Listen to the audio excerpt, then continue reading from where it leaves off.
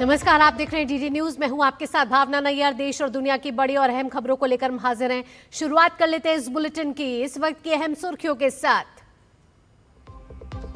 राष्ट्रपति द्रौपदी मुर्मू मोल्दोवा की यात्रा पर अपनी समकक्ष के साथ करेंगी मुलाकात। मोल्दोवा भारत संसदीय मैत्री समूह के सदस्यों को करेंगी संबोधित।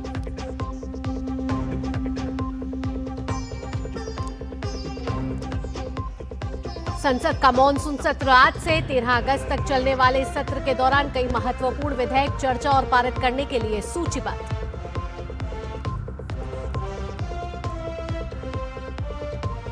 पनामा के विदेश मंत्री 5 दिवसीय भारत दौरे पर। विदेश मंत्री डॉक्टर एस जयशंकर और वाणिज्य एवं उद्योग मंत्री पीयूष गोयल से आज करेंगे मुलाकात।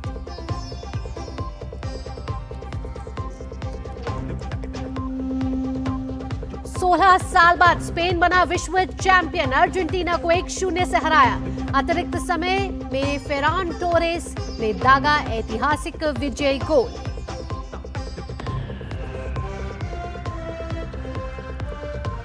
और अमेरिका और ईरान के बीच हमलों का दौर जारी। अमेरिकी सेना ने ईरान के खिलाफ नौसैनिक नाकेबंदी की लागू।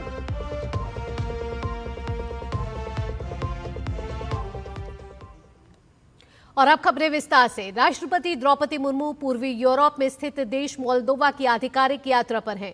मोल्दोवा की राष्ट्रपति माया सांडू के निमंत्रण पर हो रही यह यात्रा किसी भारतीय राष्ट्रपति की मोल्दोवा की पहली यात्रा है। इस यात्रा को दोनों देशों के संबंधों में एक ऐतिहासिक मील का पत्थर माना जा रहा है।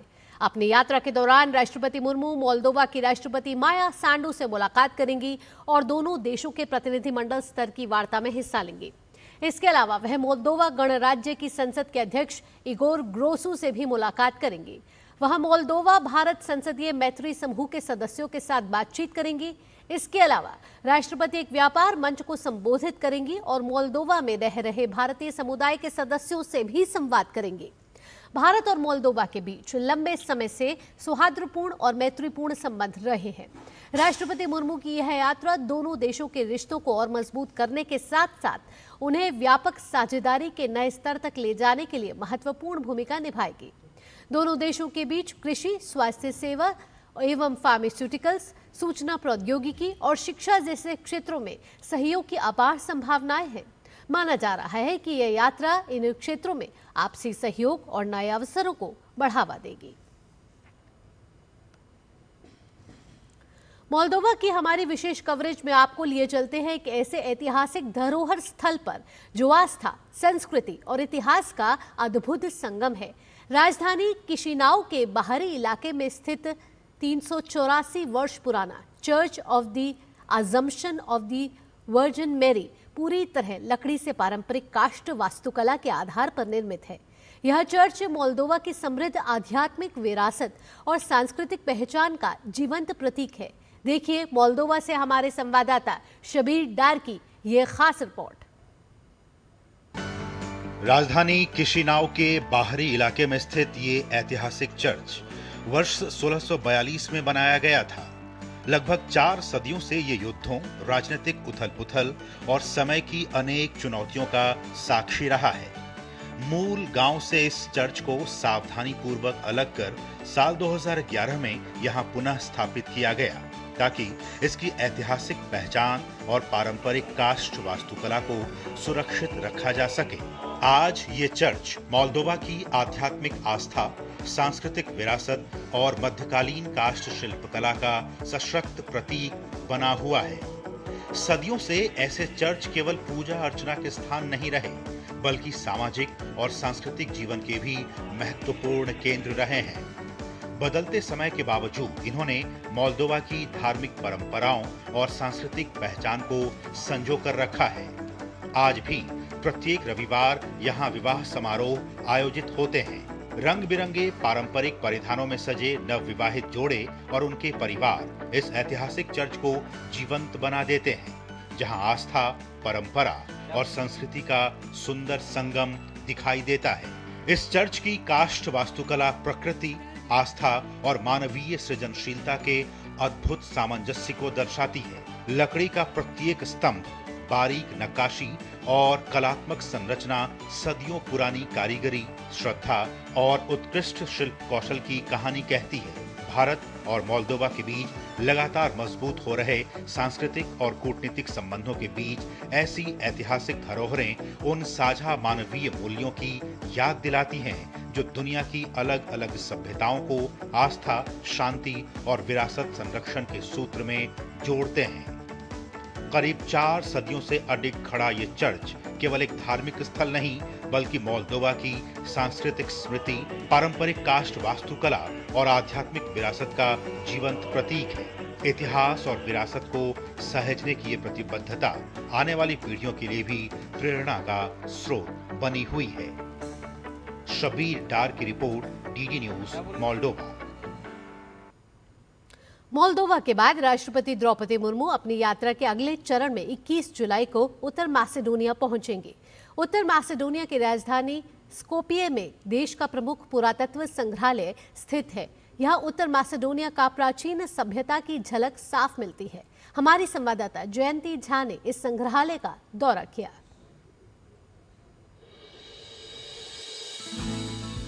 उत्तर मैसेडोनिया की राजधानी स्कोपिये में स्थित पुरातत्व संग्रहालय देश की समृद्ध विरासत को संजोए हुए है। इस संग्रहालय में 7000 से ज्यादा पुरातात्विक वस्तुएं रखी गई हैं। ये वस्तुएं मैसेडोनिया के अलग अलग हिस्सों में हुई खुदाई के दौरान मिली हैं। साल 1924 में बना यह संग्रहालय मैसेडोनिया का सबसे पुराना और महत्वपूर्ण संग्रहालय है। Shows the best artifacts for the world from the beginning, from the Paleolith, some 50,000 BC. The best accent is on the ancient period, especially the period of Alexander the Great, which is most interesting for the visitors. इस संग्रहालय का इतिहास कई सदियों पुराना है। यहाँ पाषाण युग से लेकर सिकंदर महान के समय तक की चीजें मौजूद हैं। इस संग्रहालय में यूरोप के सबसे बड़े सिक्का संग्रहों में से एक संग्रह भी है। संग्रहालय की वस्तुएं अलग अलग दौर की जीवन शैली को दिखाती हैं। इनमें कांस्य युग, लौह युग और कई अन्य कालखंडों की झलक मिलती है। मिट्टी के बर्तन, गहने और हथियार यहाँ के समृद्ध इतिहास की कहानी बताते हैं।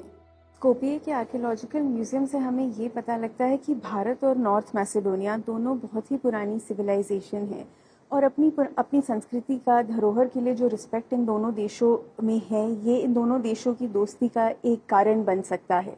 कैमरा पर्सन जगमोहन प्रधान के साथ स्कोपिये, नॉर्थ मैसेडोनिया से डीडी न्यूज़ के लिए मैं जयंती झा। संसद का मॉनसून सत्र आज से शुरू हो रहा है और यह 13 अगस्त तक चलने वाला है। इस दौरान कुल 19 बैठकें प्रस्तावित हैं। सरकार ने संकेत दिया है कि सत्र में कई महत्वपूर्ण विधेयक पेश किए जाएंगे और राष्ट्रीय महत्व के मुद्दों पर चर्चा कराई जाएगी। सत्र से पहले हुई सर्वदलीय बैठक में विपक्ष ने कई मुद्दों जैसे परीक्षा व्यवस्था, महंगाई और अन्य समसामयिक विषयों पर चर्चा की मांग की है। वहीं सरकार ने भी सभी दलों से सदन को सुचारू रूप से चलाने और सार्थक बहस में सहयोग देने की अपील की है। इस सत्र में सरकार के विधायी एजेंडे के साथ साथ विभिन्न राजनीतिक मुद्दों पर भी तीखी बहस होने की संभावना है। कुछ प्रमुख विधेयकों और चुनावी परिसीमन जैसे विषयों पर भी सभी की नजर रहेगी। इससे पहले ऑल पार्टी मीटिंग के बाद लोकसभा बिजनेस एडवाइजरी कमेटी की मीटिंग हुई। इसमें बिलों पर चर्चा के साथ समय तय किया गया। संसदीय कार्य मंत्री किरण रिजिजू ने बताया कि बिजनेस एडवाइजरी कमेटी की बैठक में विदेशी अंशदान विनियमन अधिनियम FCRA संशोधन विधेयक पर चर्चा के लिए 4 घंटे का समय तय किया गया है।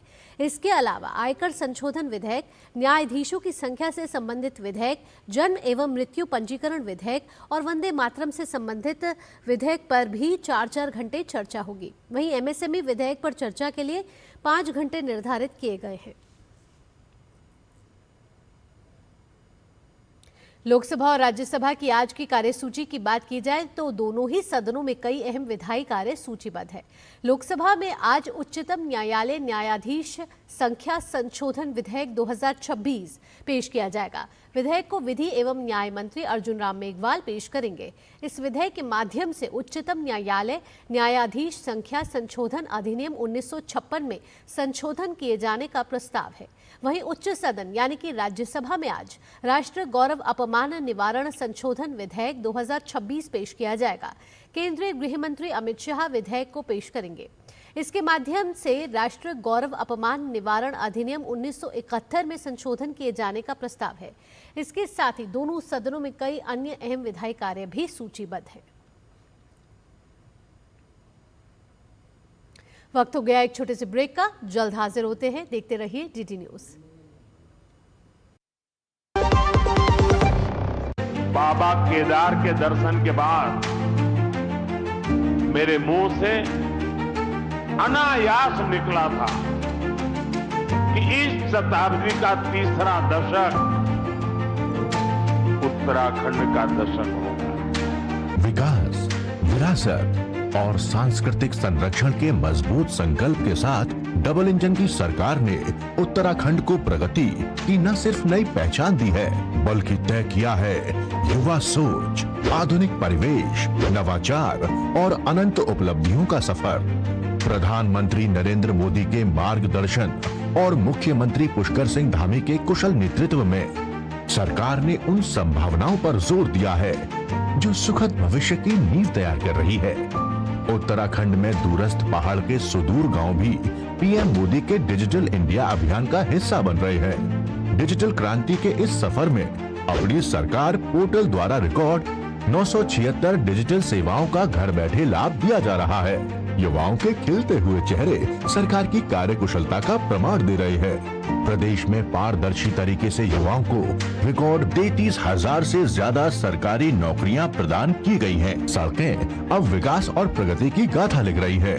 12,000 करोड़ से अधिक लागत से निर्मित एक्सप्रेस वे परियोजना से दिल्ली से देहरादून की दूरी मात्र 2.5 घंटे की रह गई है। चार धाम यात्रा को सुगम बनाने के लिए 11,700 करोड़ से अधिक ऑल वेदर रोड का कार्य 92% से ज्यादा पूर्ण हो चुका है। भारतमाला परियोजना के तहत टनकपुर से पिथौरागढ़ NH 125 का निर्माण कार्य पूरा हो चुका है। ऋषिकेश कर्णप्रयाग रेलवे लाइन निर्माण का कार्य 70% से ज्यादा पूरा हो गया है। डबल इंजन सरकार के अथक प्रयास से संवर रहा है उत्तराखंड, आगे बढ़ रहा है उत्तराखंड। ब्रेक के बाद आपका स्वागत है। पनामा के विदेश मंत्री Javier Eduardo Martinez Acha Vasquez Bharat के 5 दिवसीय दौरे पर नई दिल्ली पहुंचे। वे आज विदेश मंत्री डॉक्टर एस जयशंकर और केंद्रीय वाणिज्य एवं उद्योग मंत्री पीयूष गोयल से मुलाकात करेंगे। बुधवार को नई दिल्ली में बंदरगाह, जहाजरानी और जलमार्ग मंत्री सर्बानंद सोनोवाल से भी मुलाकात करेंगे। विदेश मंत्रालय ने कहा है कि भारत और पनामा साझा मूल्यों, पारस्परिक हितों और सद्भावना पर आधारित घनिष्ठ साझेदार हैं और पनामा के विदेश मंत्री की इस यात्रा से दोनों देशों के संबंध और मजबूत होंगे।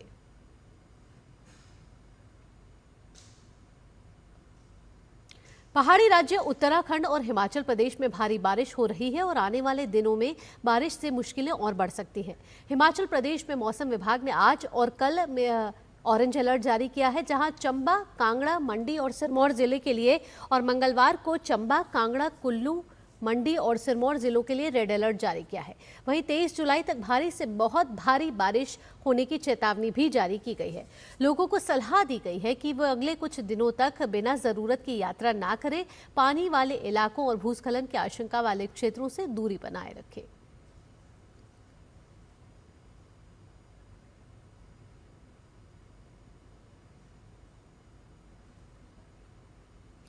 साथ ही उत्तराखंड की बात करें तो आज देहरादून, टिहरी, गढ़वाल और हरिद्वार में रेड अलर्ट जारी किया गया है, जबकि उत्तरकाशी, नैनीताल, चंपावत, पौड़ी गढ़वाल और उधम सिंह नगर में ऑरेंज अलर्ट है।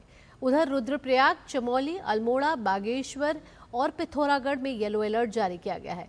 रेड और ऑरेंज अलर्ट वाले जिलों में कहीं कहीं भारी से बहुत भारी बारिश, भूस्खलन, जलभराव और अचानक बाढ़ जैसी स्थिति बन सकती है।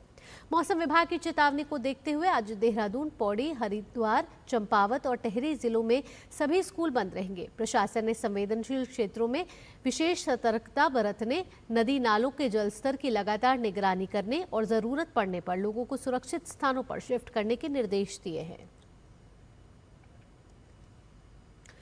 अंतर्राष्ट्रीय खबरों का रुख कर लेते हैं। पश्चिम एशिया में जारी तनाव अब और गहराता जा रहा है। अमेरिका और ईरान के बीच सैन्य टकराव लगातार बढ़ रहा है। अमेरिकी रक्षा मुख्यालय ने आधिकारिक तौर पर दावा किया है कि उसने ईरान के सैन्य ठिकानों के खिलाफ लगातार 9वीं रात भीषण हवाई हमले किए हैं। इन हमलों में मुख्य रूप से ईरान की तटीय निगरानी प्रणाली और एयर डिफेंस से जुड़ी महत्वपूर्ण रणनीतिक सुविधाओं को निशाना बनाया गया है। यह पूरी सैन्य कार्रवाई जॉर्डन और उत्तरी इराक में अमेरिकी सैन्य कर्मियों की मौत के बाद जवाबी कार्रवाई के रूप में की जा रही है। वहीं दूसरी ओर ईरान ने भी हार मानने से इनकार करते हुए खाड़ी क्षेत्र में मौजूद अमेरिकी सैन्य ठिकानों और उसके सहयोगी देशों पर भीषण मिसाइल और ड्रोन हमले किए हैं। हालांकि इस बीच कुवैत, बहरीन और जॉर्डन ने मुस्तैदी दिखाते हुए कई ईरानी हवाई हमलों को हवा में ही इंटरसेप्ट यानी कि मार गिराने का दावा किया है। दोनों महाशक्तियों के बीच गहराते इस टकराव की वजह से हॉर्मुज स्ट्रेट को लेकर भी तनाव चरम पर पहुंच गया है, जो दुनिया भर में तेल और ऊर्जा आपूर्ति के लिए सबसे महत्वपूर्ण और संवेदनशील समुद्री मार्ग माना जाता है।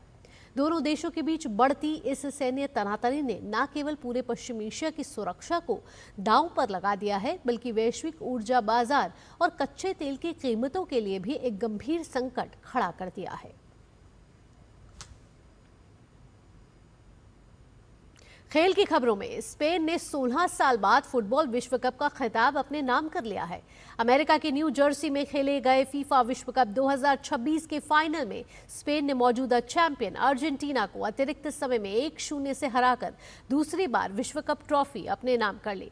निर्णायक गोल फेरान टोरेस ने अतिरिक्त समय में दागा और करोड़ों स्पेनिश प्रशंसकों के सपनों को हकीकत में बदल दिया। निर्धारित 90 मिनट तक दोनों टीमों के बीच कोई गोल नहीं हुआ और स्कोर 0-0 रहा, जिसके बाद मैच एक्स्ट्रा टाइम में पहुंचा। स्पेन के सब्स्टिट्यूट खिलाड़ी फेरान टोरेस ने 106वें मिनट में निर्णायक गोल दागकर टीम को जीत दिला दी। टोरेस ने निको विलियम्स के शानदार पास पर गोल किया। ये जीत सिर्फ एक ट्रॉफी नहीं, बल्कि स्पेनिश फुटबॉल के सुनहरे दौर की नई पहचान है। स्पेन ने 2010 के बाद विश्व खिताब अपने नाम किया है। इसी के साथ स्पेन ने यह दिखा दिया है कि तकनीकी फुटबॉल, शानदार पासिंग और अनुशासित डिफेंस आज भी विश्व फुटबॉल की सबसे बड़ी ताकत है। पूरे टूर्नामेंट में स्पेन का प्रदर्शन लगातार प्रभावशाली रहा और फाइनल में भी उसने अर्जेंटीना को खुलकर खेलने का मौका नहीं दिया। रोहित शर्मा की शानदार शतकीय पारी के बावजूद इंग्लैंड ने तीसरे वनडे में भारत को 27 रनों से हरा दिया। इंग्लैंड ने इस तरह 3 मैचों की सीरीज 2-1 से अपने नाम कर ली। इंग्लैंड ने 2019 के बाद पहली बार भारत के खिलाफ वनडे सीरीज अपने नाम की है। लॉर्ड्स के ऐतिहासिक मैदान पर खेले गए मुकाबले में टॉस हारकर पहले बल्लेबाजी करने उतरी इंग्लैंड ने 50 ओवर में 3 विकेट पर 387 रन बनाए। जवाब में भारतीय टीम निर्धारित ओवरों में 7 विकेट पर 360 रन ही बना सकी। आज अंतर्राष्ट्रीय शतरंज दिवस है, यानी कि इंटरनेशनल चेस डे। यह दिन 20 जुलाई 1924 को अंतर्राष्ट्रीय शतरंज संघ की स्थापना के उपलक्ष्य में मनाया जाता है। यह दिन न केवल एक खेल के रूप में शतरंज के महत्व को रेखांकित करता है, बल्कि इसे एक बौद्धिक, सांस्कृतिक और सामाजिक परिवर्तन के उपकरण के रूप में भी प्रस्तुत करता है। शतरंज सिर्फ एक खेल नहीं, ये वैज्ञानिक सोच, रणनीति और कला का मेल है। ये लोगों को न केवल मनोरंजन देता है, बल्कि जीवन में निर्णय लेने की क्षमता, धैर्य और विश्लेषण शक्ति भी विकसित करता है। संयुक्त राष्ट्र ने 12 दिसंबर 2019 को 20 जुलाई को विश्व शतरंज दिवस घोषित किया था। आधुनिक शतरंज का पहला टूर्नामेंट 1851 में लंदन में आयोजित किया गया। इसमें जर्मन एडोल्फ एंडरसन विजेता रहे थे। विश्व शतरंज दिवस के अवसर पर पूरे विश्व में शतरंज की कंपटीशन आयोजित किए जाते हैं। इस वैश्विक खेल से लोगों के बीच निष्पक्षता, समावेश और पारस्परिक सम्मान को बढ़ावा मिलता है, जिससे मानव की मानसिक क्षमताओं में विस्तार होता है। शतरंज के खेल के विस्तार के साथ ही इसमें देश का बढ़ता प्रभुत्व भी इसे एक नया आयाम दे रहा है। भारत ने बुडापेस्ट में आयोजित पुरुष और महिला दोनों शतरंज ओलंपियाड में स्वर्ण पदक जीता। ये दोहरी जीत प्रशंसकों के लिए खुशी का कारण बनी। महज 18 साल में डी गुगेश ने दिसंबर 2024 में चीन के डिंग लिरेन को 1 अंक से हराकर विश्व खिताब अपने नाम किया। आर प्रज्ञानंद, जिन्होंने कार्लसन जैसे दिग्गज को हराया। आज अंतर्राष्ट्रीय शतरंज में भारत का दबदबा कायम है। भारत के पास अब 99 ग्रैंड मास्टर हैं। विश्वनाथन आनंद के बाद डी अर्जुन एरिगेसी और आर प्रज्ञानंद जैसे युवा सितारों ने फीडे की विश्व रैंकिंग में भारत को शीर्ष पर ला खड़ा किया है। शतरंज अब भारत के युवाओं का नया जुनून बन चुका है। Sports desk, DD news. कहते हैं कि अगर इरादे मजबूत हो और सही मार्गदर्शन मिल जाए तो हर मुश्किल से बाहर निकला जा सकता है। यही संदेश दे रहा है भोपाल का एक नशा मुक्ति केंद्र, जहां कभी नशे की गिरफ्त में रहे लोग आज दूसरों को नई जिंदगी की राह दिखा रहे हैं। देखिए ये केंद्र कैसे बदल रहा है नशे में गिरफ्त लोगों की जिंदगियां। ये तस्वीरें भोपाल के रोहित नगर स्थित पहल नशा मुक्त केंद्र की हैं। यहाँ हर दिन कई लोग एक नई उम्मीद के साथ आते हैं। इनमें से कोई शराब की लत से परेशान है तो कोई दूसरे नशीले पदार्थों की गिरफ्त में है। ये नशे की अंधेरी दुनिया से बाहर निकलना चाहते हैं। इनके इस मजबूत इरादे को पूरा करने का काम कर रहा है पहल नशा मुक्ति केंद्र। यहाँ अब तक 1000 से ज्यादा लोगों को नशे की गिरफ्त से बाहर निकाला जा चुका है। अगर किसी को नशा से मुक्त करना है तो उसका मानसिक स्थिति ठीक होनी चाहिए, उसमें योग और मेडिटेशन का बड़ा योगदान है। तो इस तरह से हम सुबह योगा मेडिटेशन से शुरू करते हैं। मरीजों का रहना खाना सब यहीं रहता है। भोपाल के इस केंद्र में नशा मुक्ति की शुरुआत डॉक्टर की जांच और काउंसलिंग से होती है। इसके बाद मनोचिकित्सक और काउंसलर मरीज की स्थिति के अनुसार उपचार तय करते हैं। योग, ध्यान, ग्रुप सेशन और नियमित दिनचर्या के जरिए मरीजों का आत्मविश्वास वापस लौटाया जाता है। इस केंद्र की सबसे खास बात यह है कि नशे की गिरफ्त से बाहर आ चुके लोग अपने अनुभव के आधार पर नशा छोड़ने के लिए इन मरीजों का हौसला बढ़ाते हैं। मैंने जो सफरिंग झेली है, जो मेरी क्रेविंग, एंजाइटी, जो मेरा बीपी अप डाउन होना, जो मेरी सफरिंग रही है, आज मैं वो चाहता हूँ कि वो सफरिंग किसी और को ना हो। इसलिए मैं इस संस्थान से जुड़ करके अन्य जो लोग छोड़ना चाहते हैं उन लोगों के लिए कार्य कर रहा हूँ। नशे से उबर चुके पीयूष निगम ने बताया कि नशे ने उनकी जिंदगी बर्बाद कर दी थी, लेकिन अब वो पूरी तरह से इससे दूर हैं। भारत का नशा मुक्त अभियान के तहत मैंने नशा मुक्ति केंद्र के बारे में जानता था, तो मैंने पहल करी। मैं इस लत से अभी दूर हूँ और जब मैं छोड़ सकता हूँ तो मैं उम्मीद करता हूँ कि कोई भी छोड़ सकता है, अगर वो मन में ठान ले तो। नशा छोड़ना आसान नहीं, लेकिन सही इलाज और मजबूत इच्छा शक्ति से ये संभव है। भोपाल का ये नशा मुक्ति केंद्र इसी विश्वास के साथ लगातार काम कर रहा है और पीएम मोदी के विजन नशा मुक्त भारत अभियान को जमीनी स्तर पर आगे बढ़ा रहा है। Bureau report, DD news. इसी के साथ इस बुलेटिन में इतना ही। अगला कार्यक्रम आप देखने वाले हैं नया सवेरा। दीजिए अनुमति, नमस्कार।